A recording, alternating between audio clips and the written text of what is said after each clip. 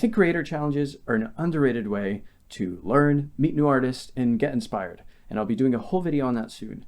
But in this video, I'd like to share a quick breakdown and walkthrough of my process while I was working through Clint and Jones's Infinite Journeys challenge. Clint and the moderators on the Create with Clint Discord server have already hosted 4 epic challenges that have resulted in some of the largest participation on the internet as far as CG challenges go. Here's some of the submissions from the month-long event, where thousands of artists spend the month working on a single render based on the challenge's theme.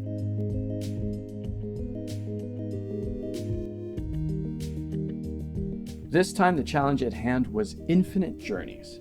I started on my submission for the challenge 6 hours before the submission was due, and so because of that time crunch, I had to be extremely selective about my workflow.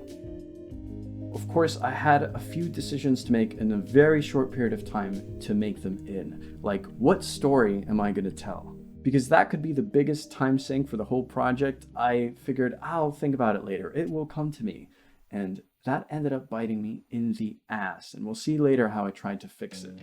My tool of choice, of course, was Blender. The base file we were given to start on the challenge included the vehicle's motion and some reference objects to keep the flow of the collective scenes consistent. I decided on minute 1 that modeling everything from scratch would not be a good option for me, so I opted for kitbashing a scene together instead.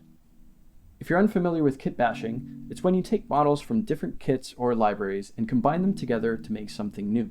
I went for a semblance of photorealism and decided that Photoscans would get me there. While I didn't have a solid idea for the story yet, I figured the quicker that I start seeing things on the screen and moving them around, the quicker that I'll be able to come up with some story to tell with them. My 2 usual suspects when building out reference scenes are Polycam and Sketchfab. Together, they have a collection of hundreds of thousands of photoscans from around the world.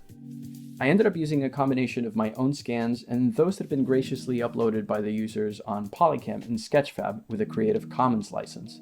You'll find a link with all the information of the artists who contributed to this piece in the description of this video. Since Polycam opened up Polyworld and Polycam Saves last week, I've been saving some of my favorite community scans into folders for later use, and this really saved me. I started building my scene with this rock cliff and flower pot scan from Polyworld and duplicates of a scan I took of my friend's clay statue, dropping them in and trying to give the scene a sense of scale. Framing the scans from the file's camera position and changing their colors and values to help them fit into the same world went a long way. Before I knew it, the scene started to shape up. The first iteration told a story of some deserted desert somewhere desolate, and I liked where this was going. If something can make or break an image, it's the lighting. This is especially the case when you're going for photorealism. That's why I opted for using the handy Blender add-on Photographer, which I can't say enough good things about. This add-on allows me to focus more on what's in my scene and less on what it will look like on camera, because I can let my cinematographer's brain switch to autopilot.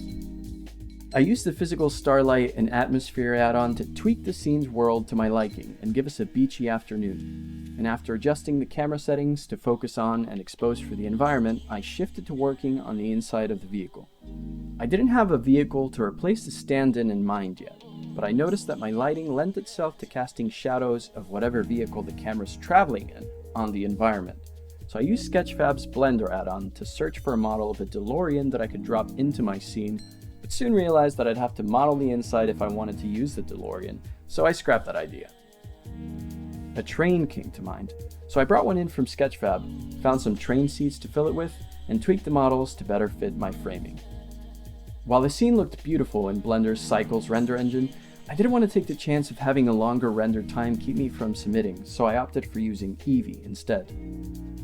Building the scene in real time in Eevee was fantastic, but from what I know from experience, Eevee is notorious for its difficult management of transparency, reflection, and refraction, and those just happened to be the valued pieces of the puzzle I needed if I wanted to see out of this train's window. I used CG Cookie's all-purpose Eevee glass shader and a grunge map from pwnisher's Surface Imperfection to make the window come to life. These are the kind of details that you can spend way too much time on if you're not careful, but can make the whole difference if you achieve them well, so remember to ride that line carefully.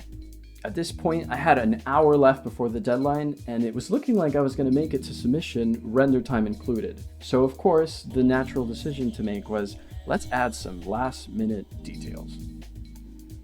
I went a bit too ambitious and tried out Ian Hubert's crow particle system to instance some crows and bring some movement to the environment. But they ended up being a little too small and are nearly impossible to spot on lower resolutions of the render. Lastly, I brought in Clint's Photoscan of a hat case as a nod to Clint and to fill out the contents of the empty train. I felt that this would give the train more character, and at that point it gave me just enough time to hit render. I rendered the clip, quickly exported it to DaVinci Resolve for some light color grading and sound design, and submitted my render with less than a minute to spare. I'd done it. Within 6 hours, I'd gone from this template to this render thanks to the power of Blender, Photoscans, and community. Now here's where I slipped up. Many were quick to note that my submission could be disqualified on the technicality of there not being a central character between the window and the environment. And while I can agree that the Hatcase is not prominent enough to be a central character, this entire 6-hour journey was more about completing the task at hand for me than it was about qualifying for the top 100. I have no airs of winning any prizes with a submission that took me 6 hours to put together when so many spent the entire month working on theirs, and I have to stress here that the prize for me was participating and submitting. I'm just happy to have challenged myself to join in and be among the many artists that completed a render.